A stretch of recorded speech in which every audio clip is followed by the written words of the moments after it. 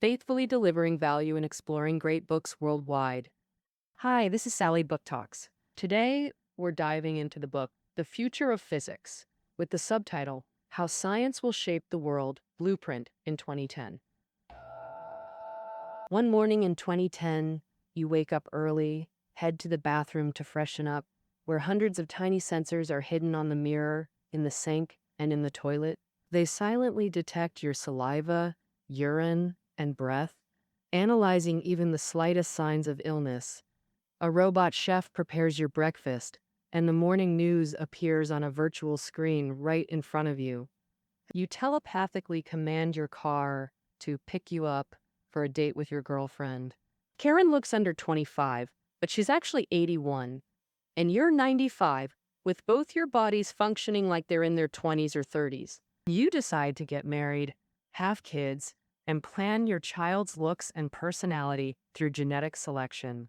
That's a glimpse from The Future of Physics. This book paints a picture of the future 80 years from now. These scenarios are super credible because the author isn't a sci-fi writer, but Michio Kaku, a famous Japanese-American physicist, a founder of superstring theory, and a host of a science radio show. Books like Hyperspace and Parallel Worlds, covered by Sally Book Talks, are also his works. In The Future of Physics, in this book, Michio Kaku interviewed over 300 top scientists at the cutting edge of discoveries. Based on existing tech prototypes, he predicts the outline of the world in 2005, with every scientific advance staying true to known laws of science. Even though it all sounds wild, it's totally possible to achieve. Now, let's jump to the future and sneak a peek at the world of 2010. Let's check out humanity's progress in three big fields: computing, life sciences, and material science. Let's start with the driver of progress: computing. Future computers are heading towards greater intelligence. They can read human minds. Today's super advanced computers have made folks pretty lazy. Everything's done with just a flick of the finger. But by the end of this century, you won't even need to lift a finger. We'll control computers with our thoughts. The groundwork for this tech was laid way back in 1998. German scientists placed a tiny glass electrode into a paralyzed patient's brain, connected to a computer, letting the patient control a cursor on screen just by thinking. This was the first direct brain-computer interface. Currently, this tech has advanced so patients can read and write emails, play video games, even shop online with their thoughts. But not everyone's willing to get chips implanted in their brains. If we don't do surgery to implant computers, can they still recognize our thoughts? Yeah, that requires capturing brain waves. When the brain works, electrical currents in neurons create weak signals. These signals can be measured with electrodes placed around the brain. Some toy companies have used this to invent a headband with electrodes that detect brain waves. If you focus your mind in a certain way, you can control toys via brainwaves. We can even translate the captured waves using advanced functional MRI, which scans oxygenated hemoglobin in blood. Since thinking needs energy, detecting oxygen flow tracks how thoughts flow. Scientists imagine we can create 3D images of oxygen flow during brain activity and compare them heavily with objects seen. For example, when you see a cat, the brain scan shows image A. See a dog, it's image B. That way, we build a thought dictionary. Future computers will scan your brain and translate your current stream of consciousness on the spot. But that's not enough. Though this tech can tell if you're thinking of a dog, it can't copy a realistic image of the dog. And a new research direction in the future is creating videos of human thoughts. Like taking photos of your dreams. With current tech progress, we're totally on track to record dream images for the first time by the end of this century. However, achieving the realistic dream recreation like in the movie Inception isn't doable yet. We only capture the dream's outline, not the details. The author uses a story to explain this effect. A magician tells an ordinary guy he can have anything he imagines. The guy instantly imagines a luxury car, $1 million bill, and a castle. And sure enough, they appear right before his eyes. But when he looks closer, the car has no door handles or engine, the bill is blurry, and the castle is totally empty. Reading human dreams is similar. All those tiny details don't show up accurately at the same time. Instead of reading dreams, a more practical future application of brainwave scanning might be lie detectors, because telling lies sparks more brain activity than truth-telling, and pondering lies and their consequences burns extra energy. By detecting this extra energy consumption, the scanner can judge whether what you're saying is trustworthy. Taking this tech further, the end goal of computer research is telekinesis, remotely controlling computers with your mind. Just like Magneto in the movie X-Men, who can manipulate all metal and magnets, future tech will let us control not just metal, but everything around us. Scientists imagine that in the future, every object will have a smart supermagnet. A tiny electric current activates it, with magnetic force 10 times stronger than normal. A supermagnet just 2.5 centimeters wide could lift a 7-ton truck. In the future, we'll control computers with brainwaves. Through computers, we'll use magnetic force to control stuff around us, moving furniture, setting tables, doing repairs, and more. With this tech, everything can be done just by thinking. It'll be super useful for construction workers, firefighters, astronauts. If we master controlling everything, can we also freely control our own bodies? Like controlling aging or even death. Now, let's explore the incredible advances coming in life sciences. These advances fall into 3 areas: growing organs, extending lifespan, and customizing life. First, growing organs is the most urgent need right now, and humanity's first step in mastering life. In the US, 18 people die every day waiting for organ transplants. What if in the future there are no organs to transplant? Just grow a new one yourself. Currently, medicine can already grow simple organs in the lab using your own cells, like bladders, tracheas, skin, and blood vessels. The method: take cells from a person, inject them into a sponge-like plastic mold matching the organ shape. Use growth hormones to promote cell growth into the mold's form, then remove the mold to leave a complete organ. But for complex organs like livers and kidneys, this method doesn't work. A core issue is that complex organs have countless capillaries supplying blood to every cell. No simple mold can shape that. Growing a human brain is the toughest and nearly impossible in the coming decades. But we have a solution for the future: stem cells. The stem in stem cells means essence, extended to mean origin. Simply put, stem cells are primitive cells that can form all kinds of human tissues and organs. They're the mother cells with self-renewal and reproduction abilities. For example, our bodies have hematopoietic stem cells that constantly renew our blood system, plus neural stem cells, skin stem cells, etc. But they're specialized to renew specific tissues only. There's one type of omnipotent stem cell that can differentiate into all cell types: embryonic stem cells. Each of us developed from embryonic stem cells. Theoretically, we could grow any organ we want using them. But extracting one embryonic stem cell requires destroying an embryo, a form of life in the womb before full development. This creates ethical issues, so scientists found a way to revert mature cells back to embryonic stem cell states. The U.S. military is especially interested in stem cells, seeking ways to regrow limbs for soldiers who've lost them. We know lizards have amazing regeneration abilities because their stem cells are omnipotent like embryonic ones. They differentiate at injury sites to form new limbs. Using this principle, scientists successfully helped a patient regrow a severed fingertip, about 0.85 centimeters. The next goal is scaling this method to regrow entire human limbs. Molecular biologist Walter Gilbert predicts that within decades, nearly all human organs could be grown from your own cells, but beyond repair, we'll enhance them at the genetic level. For example, we've discovered genes that make mice smarter and stronger. Activating these significantly boosts their IQ and physique. Sounds amazing, right? But making mice smarter brought unexpected side effects. Scientists found even a tiny electric shock terrifies them because they're too smart. They remember every past injury and setback vividly. Minor stimuli cause psychological breakdowns. Obviously, forgetting and remembering are equally important sometimes. Technology is a double-edged sword. While enhancing capabilities, we must consider if it's truly needed and what side effects it might bring. The second step for humanity to master life is extending lifespan. Many wish for immortality, and one straightforward approach is brain surgery to merge humans with machines. At the surgery start, you'd lie beside a robot. Doctors extract neuron strands from your brain, copy them with transistors into the robot's head. Once all neuron strands are copied into the robot, the human body is discarded. This gives you a robotic body, immortal, an option in the 22nd century. Ultimately, our personalities and thoughts would be encoded in software. Sounds tempting?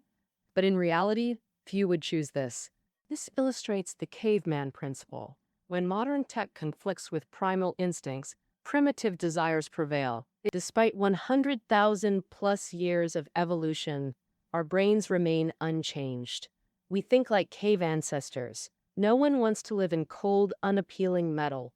Even if immortal, we can't recreate bodies identical to real humans. Though physical immortality is impossible, we can delay aging. The solution is simple: calorie restriction. Scientists found reducing food calories by 30% while ensuring nutrition can boost lifespan by 30%. Every studied organism, insects, rabbits, dogs, monkeys, shows this pattern. Calorie-restricted animals have fewer tumors, heart disease, and aging-related illnesses. One theory: abundant food fuels regeneration while starvation shuts it down, slowing metabolism to extend life. Scientists identified the gene controlling this mechanism. It monitors cellular energy reserves. When energy reserves dip, this gene activates, halting biological aging. In the future, we'll likely control lifespan by manipulating this gene. Then we won't need to starve ourselves, just to live longer.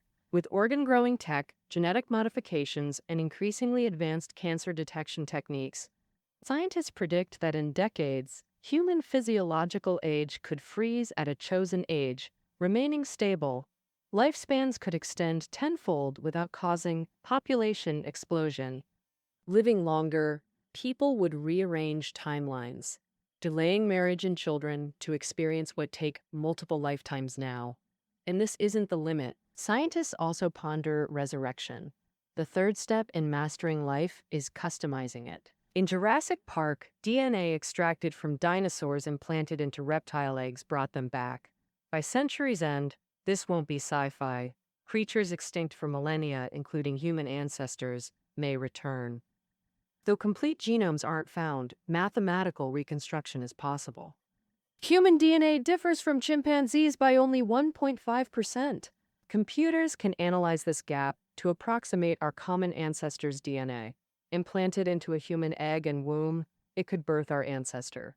Moreover, extracting intact cells from the dead could resurrect individuals. In the UK, Westminster Abbey houses remains of historical figures like Newton, Darwin, Churchill, and Dickens. Someday we might find intact DNA there to return them to the world, but this resurrection would only be biological. As a biologist noted, resurrecting Hitler would yield a mediocre artist. Whether great or evil, the human mind can't be technologically revived. If humanity masters genetics this deeply, could self-modification create distinct human races? Growing wings is theoretically feasible, but currently we only modify individual genes. Creating wings requires modifying thousands of genes while ensuring muscle and vascular compatibility. Though unimaginable today, scientists discovered genes are modular, like sub-blueprints in a master design.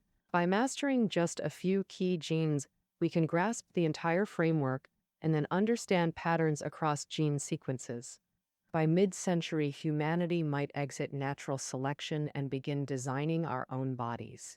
We could create mythical creatures, like chimeras with lion heads, goat bodies, and serpent tails. That means it's also possible to design new human species. Want to know how many variants might emerge? Just look at domesticated dogs, all descended from wolves, now with thousands of breeds thanks to selective breeding. Through genetic engineering, if humans gain selective control over their own species, thousands of human varieties could emerge. But this remains theoretical. It won't happen for at least a century, partly because of the caveman principle. No parent wants their child to be a winged anomaly. Though gene banks may let couples modify children's genes by century's end, bizarre traits likely won't gain popularity. The real application could be space adaptation, breeding new human varieties for alien gravity and climates. That concludes life science possibilities, centered on gene manipulation. Now let's advance to material science. How close are we to manipulating everything? All matter consists of atoms. Mastering atoms means we could create anything. Physicist Richard Feynman noted physics permits atom-by-atom control. This requires nanotechnology.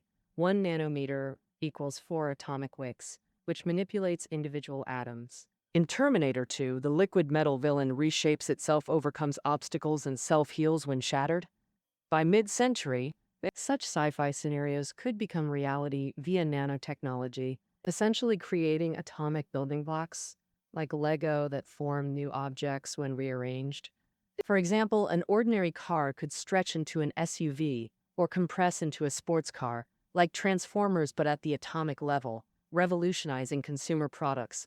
Maybe we won't buy physical products anymore, just software. Imagine Christmas!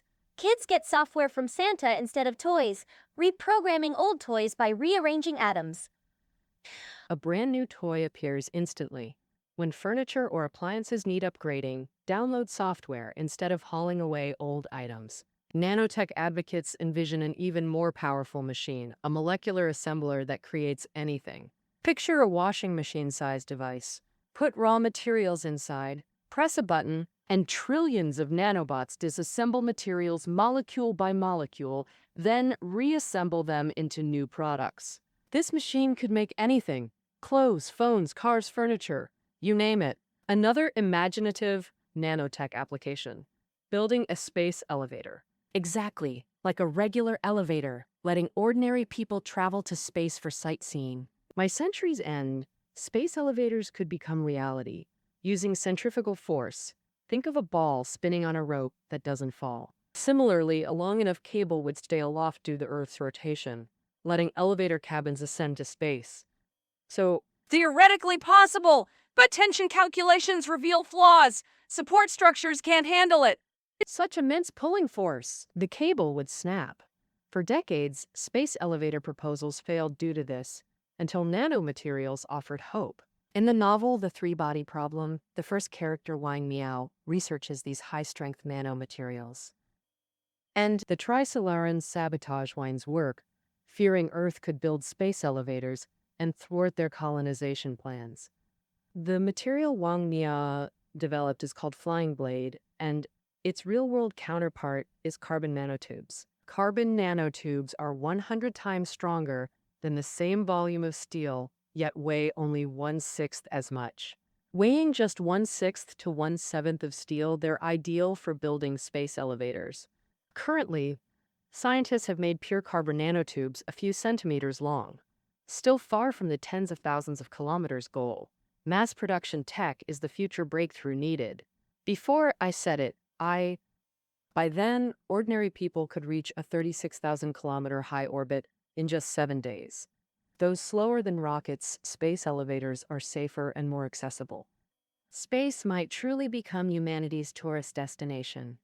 Nanotech has an even bolder space application: building interstellar spacecraft. We instinctively imagine massive, sleek ships from movies, but nanotech enables tiny vessels, smaller than a pinhead. Why build micro spacecraft when we have large ones?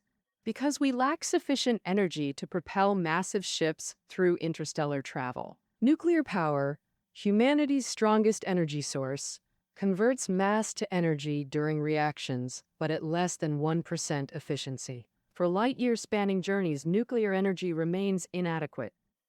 Scientists found the universe's most powerful energy source: antimatter, the inverse state of normal matter. When matter and antimatter collide, they annihilate explosively with 100% energy conversion.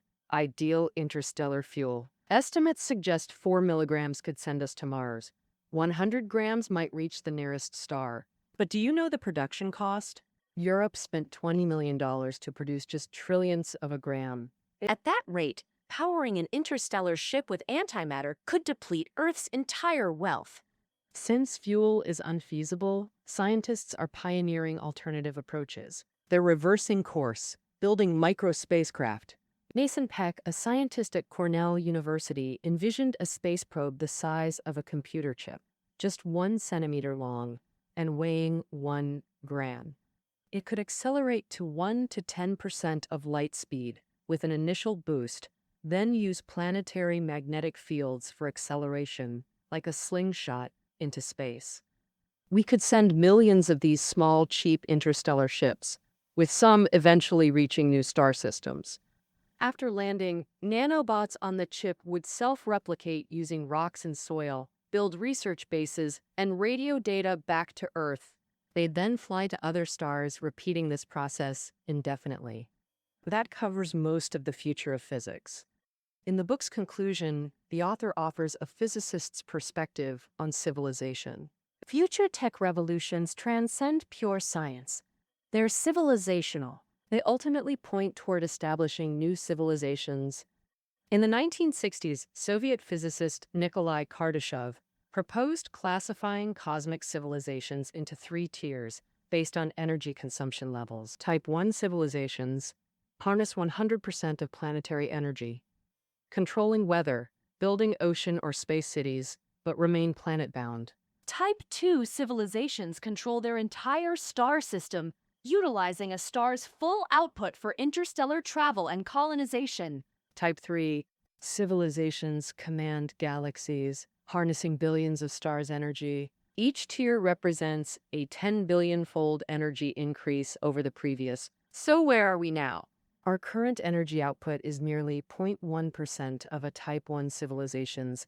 Astronomer Carl Sagan calculated we're only a Type 0.7 civilization. How far are we from Type 1?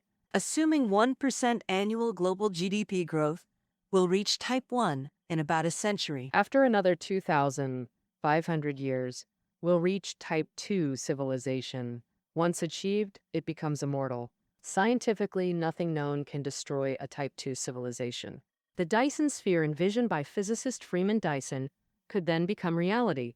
This concept involves dismantling Jupiter to build a spherical biosphere completely enclosing the sun, harnessing all solar energy, granting humanity 100 billion times more living space and 5.5 billion times Earth's surface area. Though immensely challenging, that's a problem for millennia from now. Returning to our Type 0.7 status, we may not see Type 1 in our lifetimes, but we're witnessing a technological explosion firsthand. Like the internet we're using now, unheard of decades ago, these dazzling future technologies are accelerating toward us. Our children might become Type 1 civilization's first citizens. All right, that wraps up the future of physics. Show notes are below the audio. Until next time.